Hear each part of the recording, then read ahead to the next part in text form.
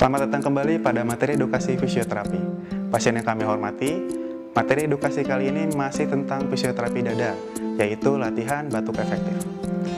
Seringkali kita tidak terlalu paham bagaimana melakukan batuk yang benar, sehingga batuk yang kita lakukan tidak cukup efektif untuk mengeluarkan dahak yang ada dalam saluran pernapasan kita. Berikut ini adalah langkah-langkah dalam melakukan latihan batuk efektif.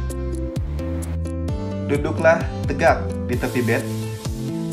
Jika tidak memungkinkan karena ada keluhan pusing, usahakan duduk tegak bersandar pada bed.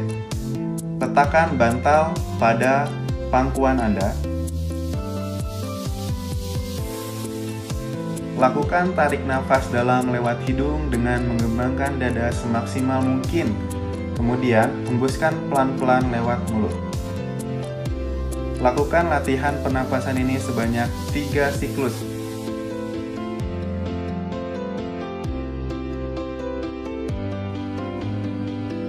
Lakukan kembali tarik nafas dalam lewat hidung semaksimal mungkin.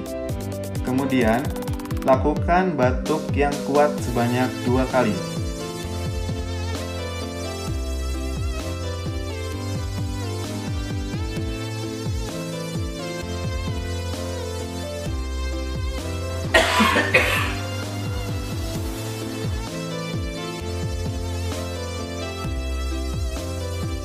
Mengapa harus 2 kali batuk? Tentu yang pertama bertujuan mendorong dahak dari saluran nafas yang lebih kecil ke saluran nafas yang lebih besar. Dan batuk yang kedua bertujuan untuk mendorong dahak ke mulut, sehingga dahak mudah kita keluarkan.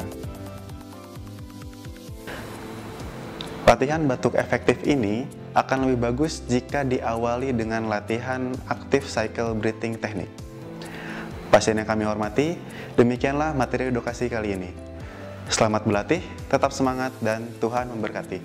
Sampai jumpa pada materi edukasi selanjutnya.